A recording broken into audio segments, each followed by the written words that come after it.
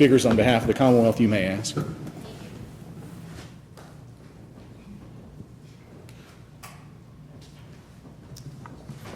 Again, my name is Melanie Biggers, and I'm an assistant Hardin County attorney. I'm going to be the attorney that will be presenting to you the Commonwealth's case today. I'm going to ask several questions. Mr. Forman may have some questions after that. And I want you to know that there's no right or wrong answer to these questions. This is just our chance to get to know you all a little better. We want to make sure that when we seat a jury, it's the 6 best people possible to hear this case. We want to make sure that everything is going to be listened to, that everything will be considered, and that ultimately you all can make the best decision possible. If any of the questions that I ask seem a little personal or it's not something that you want to discuss in front of the group, that's okay. If you just raise your hand, we can go up to and talk to the judge. We can put the white noise on, go up to the bench, and talk in front of the judge. That way we can get the information, but you don't have to talk about something that you don't want to share with the entire group, and that's okay. It actually happens pretty frequently.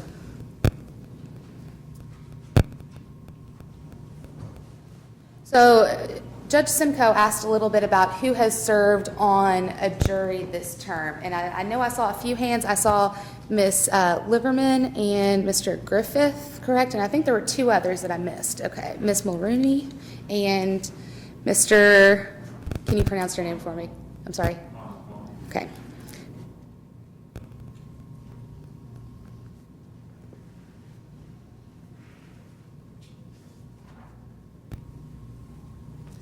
Has anyone served on a jury prior to this jury term?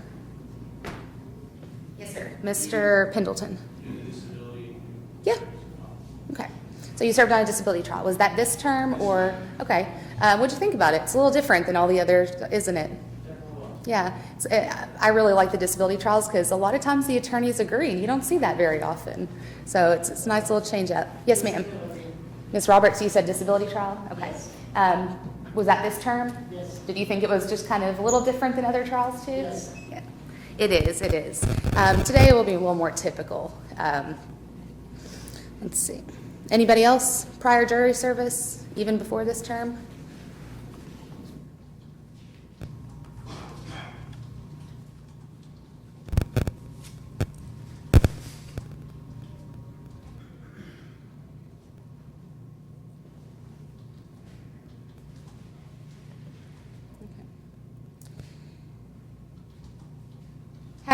Well, let's start with this. Do you believe everything you hear? I think we'd all agree that's probably not the best way to go through life.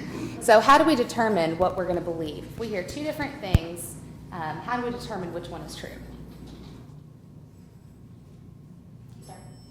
Facts. Okay. So what are you looking at? Or what are you looking for? What are you hoping to see there? Okay. Anybody else? You agree? Okay.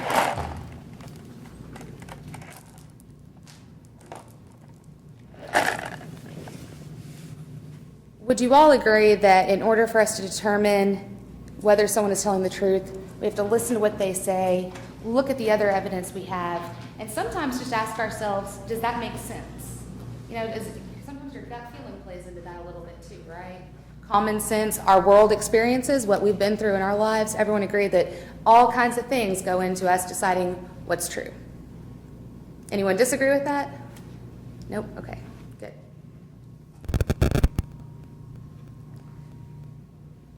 During this trial, you're going to hear a police officer, actually 2 police officers, testify against the defendant.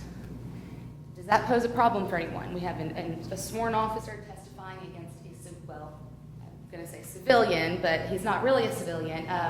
But is that going to be a problem for anyone, listening to an officer testify against a layperson? Okay. I want to talk a little bit about the fact that he is in uniform today, the defendant. Does the fact that you are aware from looking at him that he has served in the military or is serving in the military, does that in any way influence the way that you're going to hear this case? Nobody? Anybody think he is more or less credible because he has that on? Okay, and what about the police officer? He's in uniform too. Is he more or less credible because he's wearing a uniform? Okay, good.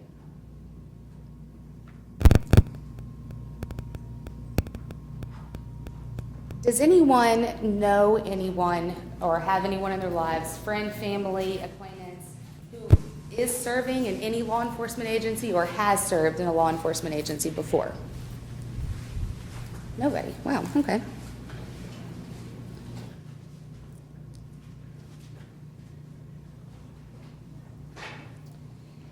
Has anyone or a family member or a close friend ever been convicted of a crime?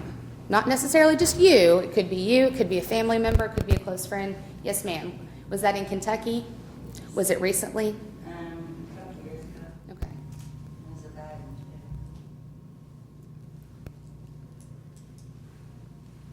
Do you feel like the situation was handled appropriately? No. You do not? Okay.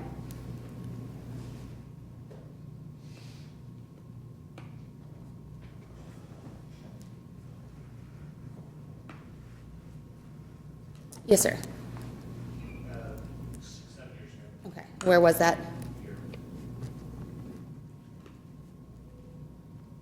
Do you believe that it was handled appropriately by both sides? No, but no. You didn't feel like anyone was out to get you or anything was mishandled or that you were being persecuted? Okay.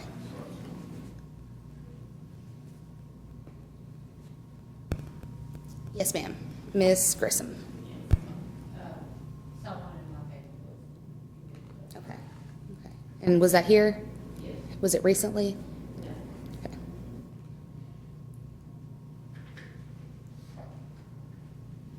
And do you believe that it was handled appropriately? Okay, good.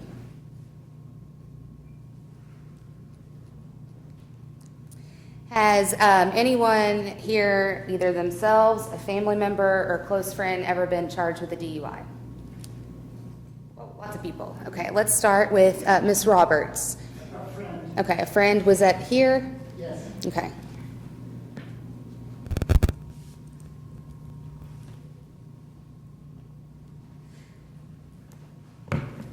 And who else raised their hand? Miss Kiefer? Kiefer, okay. Yeah. Okay.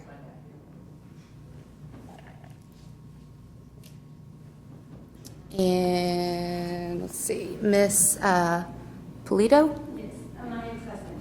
Okay.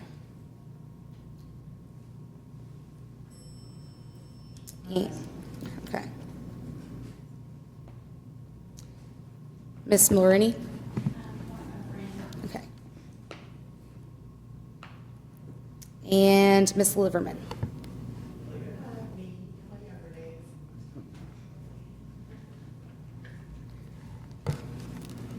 Did anyone in those situations, for anyone that, you know, I think that was Miss Kiefer? Yes. Okay, you said it was your nephew in Ohio, so maybe you weren't as involved in that case as some of these others. But for any of you that were involved or knew about the case and were hearing about it or going through it yourselves at that time, do you feel like it was handled appropriately? It was handled well? Okay. Anybody feel differently? No? Okay.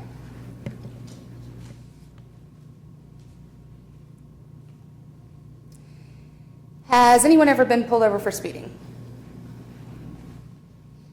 Okay. So in that situation, you know, you have an officer coming up to your window asking for some information. Anybody hold that against the police? If they pulled the police in general, you got pulled over for speeding, you just now say, well, by God, that's it. I'm done with police officers, and this is the worst thing that could happen. No, okay, good deal.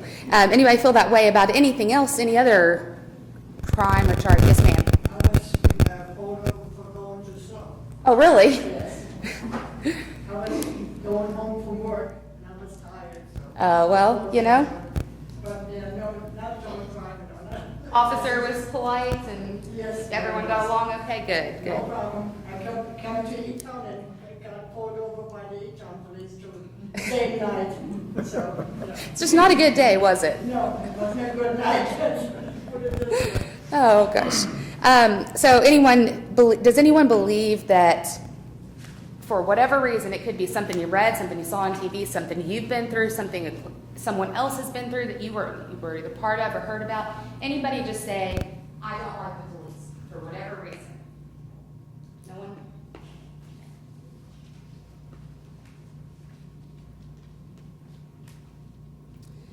So today we're dealing with primarily the issue of a DUI, drinking alcohol and operating a vehicle under the influence. Does anybody know what the legal limit is in Kentucky? 0.08. Yes, that would be very high and very dangerous. Yeah, I know there was. Probably fatal. Yes, 0.08. But does anyone know anything about maybe some other, I don't know, was your prior trial, you all, criminal trial, was it a DUI? No, okay. Is it possible to have a DUI below a 0.08? It is. If you're under 21, that's very correct. Anybody else? If you're a truck driver. If you're a truck driver, yes. If you have a CDL, then it is lower, you're right. Anyone else? There's actually in Kentucky two ways for us to get it, well, in this case, or a case similar to this, there could be two potential ways for us to get a DUI, for someone to get a DUI. One is it could be, you could have a test showing a 0.08 or higher, or you could just be operating under the influence of something. Does that make sense to everyone? Okay, so not 0.08. The legislature has just said, at that point, we know you're under the influence. Everyone makes sense? That's why we have the 0.08. And does anybody know, is it 0.08 across the country? It actually is. Yes. So that's just the standard. That's what, as a society, we have said, this is where we're drawing the line. The fact that what we call in the legal field per se DUI, the 0.08, where we're saying, look, we have a 0.08, we don't even have to show them here, and it's so clear. Does anybody think that's too low or too high? Everyone thinks, by God, the legislature got it perfectly right. Everyone thinks that's okay, everyone's comfortable with that.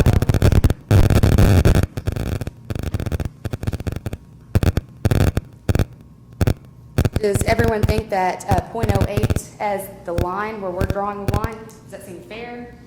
Seem reasonable? Anybody?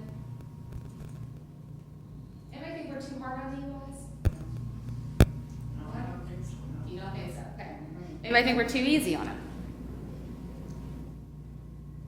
Maybe sometimes. It does seem like there are some cases, turn on the news and you see all across the country there are situations, and got to kind of wonder that sometimes. But everyone seems to think at least we're doing okay. The 0.08 seems okay. Okay. Anybody here drink alcohol? Or let me ask this: who here has just does not drink at all? Just you're against it. Okay, we got 4 people. Yes, ma'am. Okay. So you have before. It's just you have chosen. You have decided at this point in your life that you're not going to do that. And so, yeah. Okay. Anyone else? Is it religious reasons, moral reasons? Just I don't like what it does to my body. I just don't want to do it. I did years ago, I have in years. Okay. And yes, ma'am. What was? I just an experience that happened, so in my family about drinking and the experiences I just don't have. Okay. That makes sense too. And I saw one more hand. Yes, ma'am. I did drink when I was younger, but that was a long, long time ago. Okay. So everyone here has at least at one point in their life had a drink of alcohol. Okay. Does anybody think that it is always okay, no matter what I drink, if I want to get my car, that's my right? So, okay. Is there ever a good reason to operate a motor vehicle when you're impaired? No.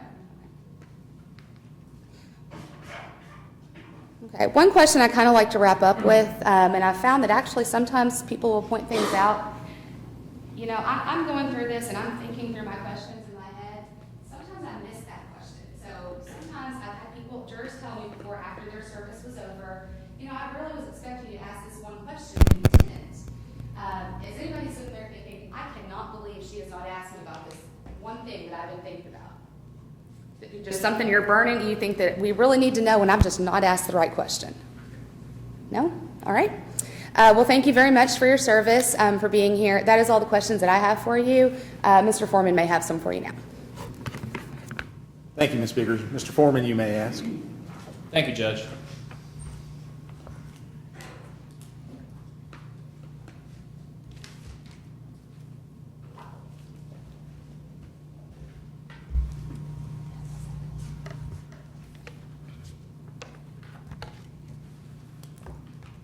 Good morning. My name is Larry Forman, and I represent E4 Specialist Joelle Van Slytman. When I asked Joelle what on God's holy earth is an E4, I was trying to figure out what it means. The best he could explain to me is that he is one rank below a sergeant. At E5, they become sergeants. So, this is the only time, if you all have noticed, that we actually get to talk with you. The rest of the trial, you're going to hear testimony come from this witness stand, and you're going to hear the judge give instructions at the end. But you will not get to talk to us again, so this is the only time we're going to have a chance to interact.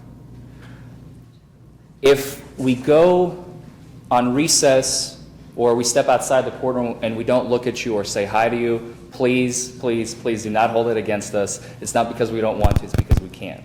The rules forbid us from doing so. Now, I want to start with the following question. How many of you think sitting on a jury is a big deal? Can I see a show of hands? How many of you think it's more than a big deal? I'm sorry, what is your name? Stallings. You say it's more than a big deal, Mr. Stallings. What do you mean by that? It's an honor. It's a duty. Yes, Ms. Lee. Somebody's future, it's somebody, you know, career, family, whatever. So it's very important to be a juror. Their future is at stake. Exactly. Their career, whatever the case might be. You are the final arbiters of Mr. Van Slytman's future today. Does everybody agree with that statement? Does anybody disagree? There will be no more important decision than you make about Joelle's life here today. Does anybody disagree?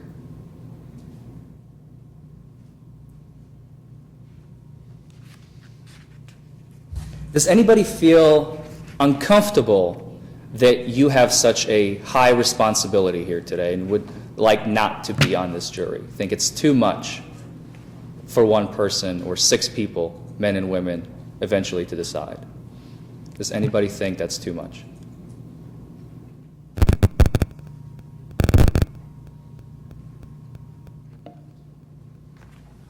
I want to talk briefly about our judicial system.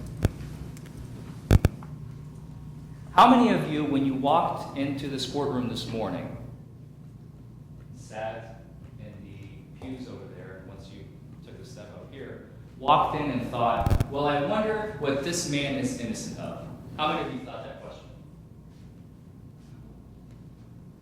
The natural inclination is to think, what? What did he do? But that is exactly what the law requires of you today. As Joelle Van Slytman sits here today, he is innocent of all crimes that he's being charged with, and that is speeding and DUI.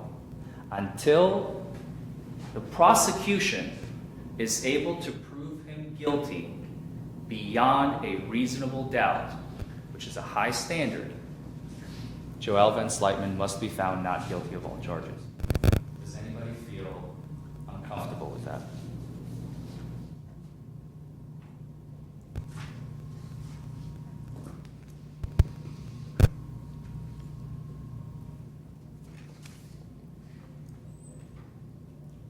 How many of you agree with the following statement? The Commonwealth made the allegations, and they should be the one that proved their case. Let's see a show of hands. Seems like everybody said. Nobody disagrees. They're the ones who made the allegations. They must prove their case beyond a reasonable doubt. Now, we had some of you here who served on a disability trial, I believe. Is that right? We had a couple people. What was that experience like, Ms. Roberts? It was different. How was it different? It was the first time for me, and we were kind of in charge, the way we voted. Were you guys able to reach a decision in that case? Yes, we did. Do you recall what was the standard that you had to leap over, if I may say? There was 3 different,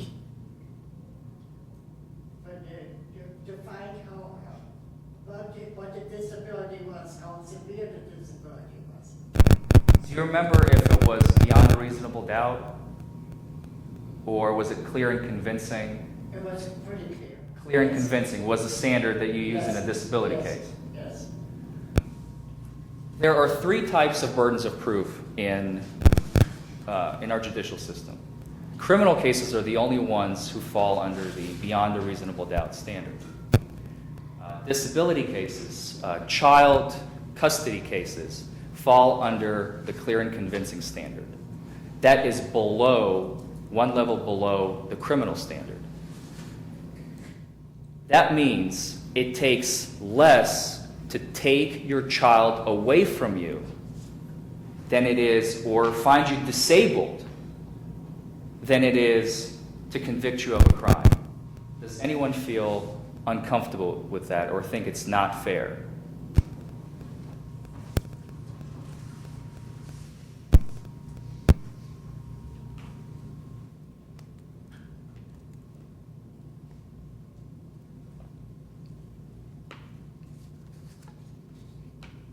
Who here has heard the phrase, innocent until proven guilty? I think we've all heard the phrase, innocent until proven guilty, but that is a misnomer. Can anybody tell me why that is?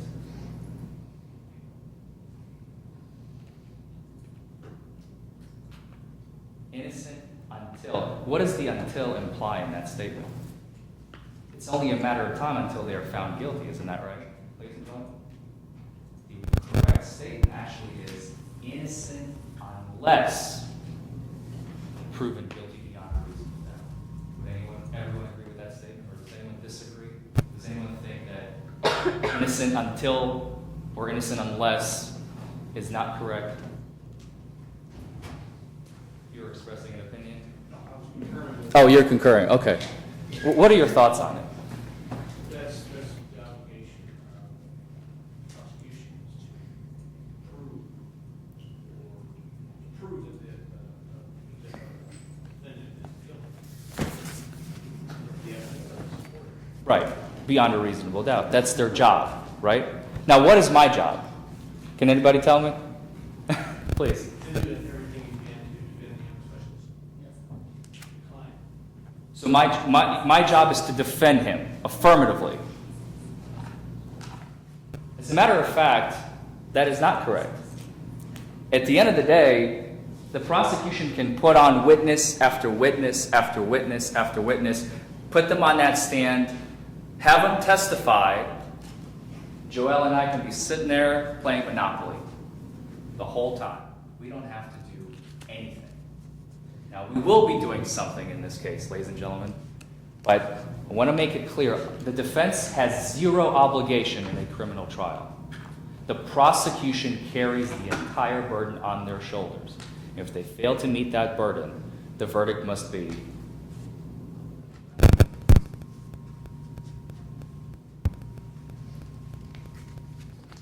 Does anyone feel uncomfortable with that? The fact that I don't have to do anything. I would love to not do anything. Okay.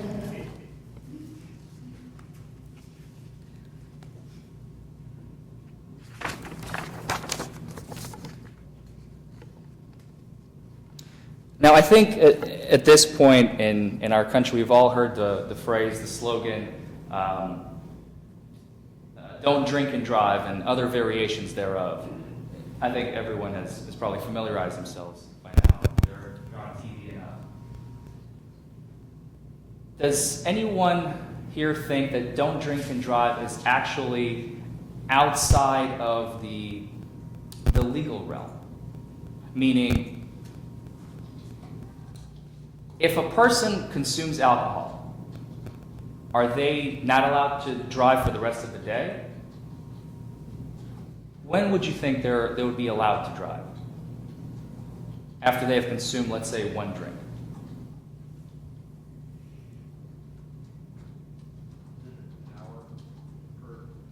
It's about an hour. It's about an hour for our bodies to process one drink. What would you think would be the necessary time for 2 drinks? 2 to 3 hours. And what about 3 drinks? Not at all. Not at all. Probably the next day. Not until the next day. Yes. Does anyone agree with Ms. Roberts? If you have 3 drinks, you're not allowed to drive for the rest of the day. Ms. Liverman?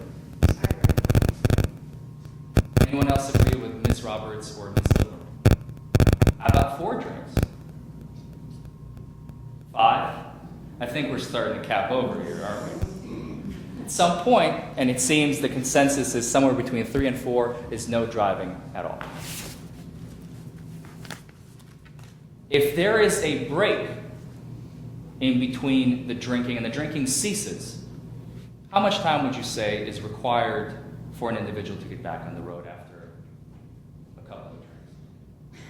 If they go to sleep, if they eat something, Maybe 4 hours, 5 hours. 4 hours. Mm-hmm. what about going to sleep? Does that help? That's what I heard. I think everybody's different. I mean, I drink one drink and I'm probably jump off this, and then to where somebody else can drink 5 drinks. And my mom, she was at her house and drank a couple beers and you never even know it. I mean, everybody's different. So the tolerance comes into play as well. Exactly.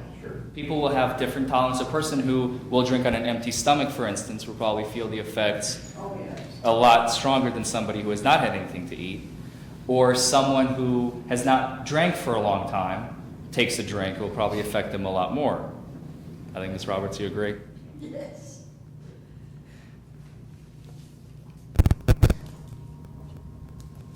Don't drink and drive, going back to the slogan, don't drink and drive is nothing but a billboard slogan. I think we all are under the consensus that don't drink and drive while you're under the influence of alcohol is what they really mean.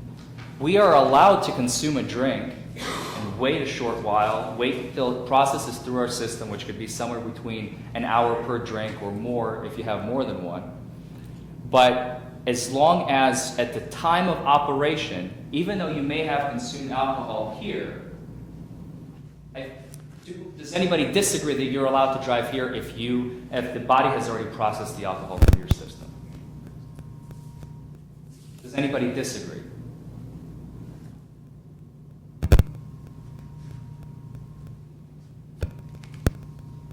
Why is it important for an officer to conduct an investigation in accordance with their training? Somebody help me out. Anyway, I don't want to start calling people. I mean, that's what he's been trained to do. If he stops you and he suspects something, I think you should, give you the sobriety test right there. Would you like them to be trained? Of course. Why?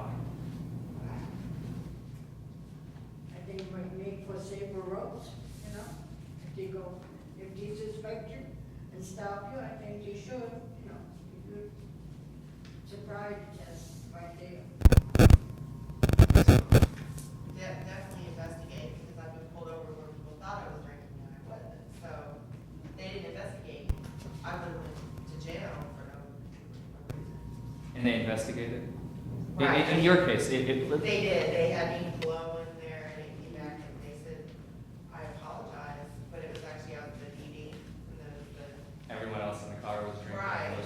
the, Smell alcohol. Right. Luckily, they investigated, because if not, you know, I would have trouble. I think if you're not in trouble, then, you know, I think it's, you know, I think I'm all for it if they stop you, and if you're innocent, go ahead and, you know, just be nice to him, you know, be pleasant, and let him do his job, and get back in your car and go home. I mean, happened to me when I just came home from work, and I was tired, and he thought I'd been drinking, and, you know, I wasn't. and he conducted an investigation? Yeah, he asked me. Was that the time when you were driving under the under the speed limit when he suspected? Is that the case? Yeah. He pulled you over and tell us what happened. How did it go? He asked me if I was drinking, and I said, no, I was coming from work, and I said, I'm tired, and he seen on my name tag while I was working, so And he let you go. he let me go, he said, just be careful, go home, and I got all the way to Elizabethtown, and I got stopped again, you know, for the same thing, so. I'm so sorry to hear So I that. finally did get to go home, but, I mean, I understand, you know. Twice in one Like I said, night. I was working for a hotel, and I seen plenty of them come in, you know. I hope you filled out a lottery ticket that afternoon or that evening. Did you? No? You should have. But I think we all agree that we want our officers trained, especially in specific investigations like a DUI case. Does anyone think an officer can conduct a DUI investigation without proper training? I think it's a silly question to ask even. What happens if an officer is trained, however, and he does not conduct an investigation in accordance with his training? What would happen in that sort of case? Please. Something severely could happen, and he could be held responsible if he pulls somebody over and they work with him. And if, you know, 20 minutes down the road, that person got in an accident, somebody, you would be liable, probably liable for that because he didn't. If he failed to properly diagnose the fact that this individual is under the influence. Exactly. And what about the reverse of that? An individual who is sober and an officer conducts an investigation, and despite the fact that he was trained, he conducts an improper investigation and arrests the individual. Is that fair? Does anybody think that is okay, that the officer is just doing his job? He's just doing his best, and he failed to follow proper procedure. That's on him. That's not on the person being stopped. Do you agree, Ms. Logan? I agree, I agree. Can you elaborate? For example, me, I mean, I thought you said that. I mean, had he not did what he's supposed to do, I would have gone to jail over something that I didn't That do. you did not do. Exactly.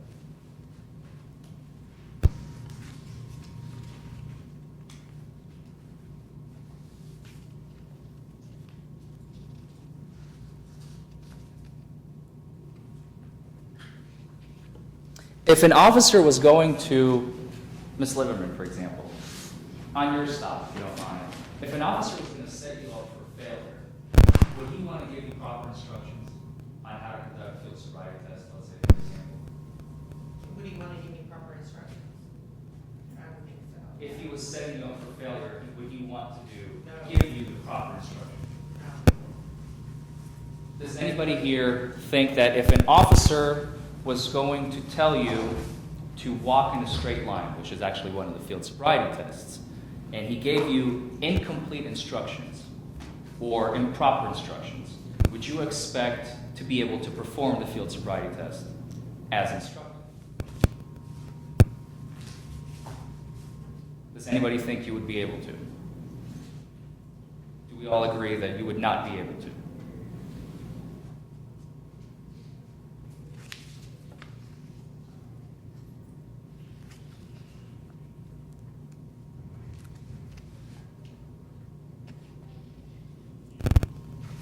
Has anyone here ever been victimized by a machine? Like a car, a toaster, microwave, refrigerator? Define victimized. The machine did not operate in a way that you expected it to, or it broke on you. Maybe in a car situation you were, I don't know, stranded somewhere as a result. Have you had that happen, sir? No. No? Oh. Has anyone here, all of our cell phones are a prime example.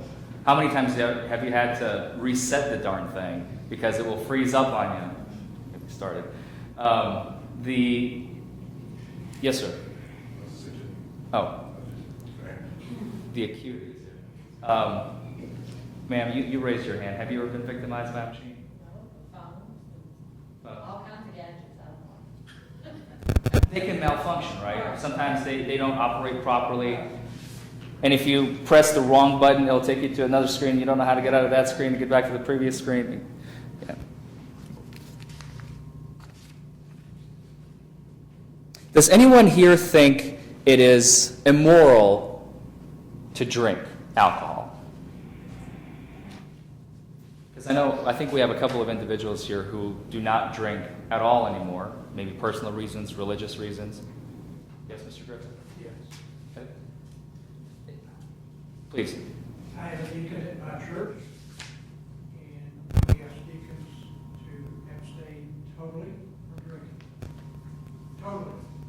Is it immoral to drink, or is it simply for the religious purpose that you're doing it? I'm just curious. Not so much for a religious purpose, but we feel so because of the statement, it would make the children who are around, that it's okay for those guys to be drinking. People are looking up to you. They will, then certainly. Yes.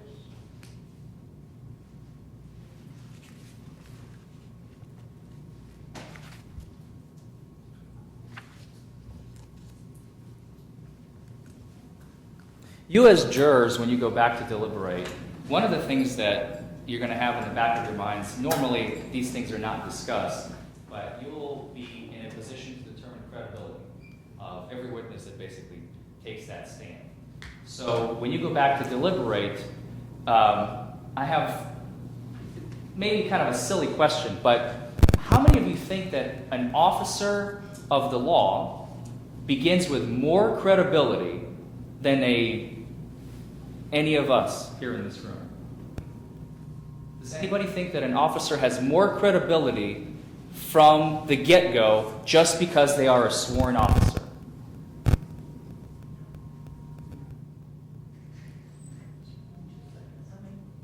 Possibly, they should be of a more moral standard than just a regular individual. Can you elaborate a little bit? I'm not sure I understand. I'm not sure I really understand either, but I just think that they should. There's no right or wrong answer. Right, But I understand, but I just think that they should be of a higher moral standard than any of us. Like with people, Right. people look up to, to deacons, people look up to police officers, soldiers. They should be, you would expect them to have a higher standard. You would expect them to have, absolutely. But do they start with it from the get-go, walking into the room? They do not. They have to earn it, I guess, as they say, right?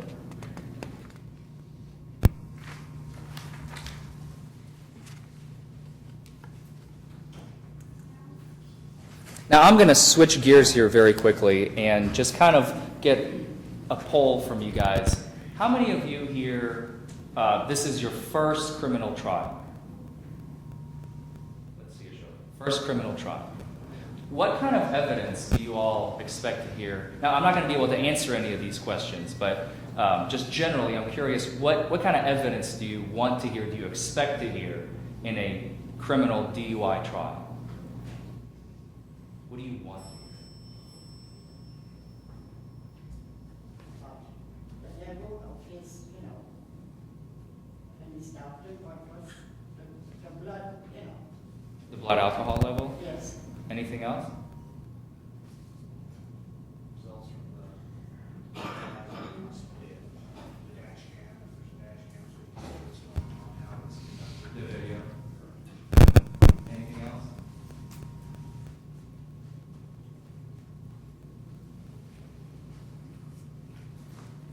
The last thing I want to do is a little exercise. And there are three options that you can pick from. Guilty is number one. Not guilty is number two. 3 is I'm not sure because I haven't heard all the evidence. As Joel sits here today, how many of you would vote that he is guilty of DUI right now? How many of you would vote not guilty? How many of you would vote I'm not sure because I haven't heard all the evidence? Nobody voted not guilty, I believe. Is that right? The standard, once again, we come back to the standard in criminal law. 200 years of history in this. As an individual sits in this courtroom today, they are presumed innocent of all charges. They are not guilty. If we were to vote before any evidence is presented from that witness stand, there is no evidence. Therefore, not guilty. The third option is actually a misnomer. I'll let you guys. So once again, I want to re-vote. Who would vote Joel Van Slytman is currently guilty of DUI? Who would vote not guilty? We should be having all the hands go up. Who would vote the third one? I'm not sure because I haven't heard all the evidence. Thank you all very much. Excuse me. Thank you, Mr. Forman.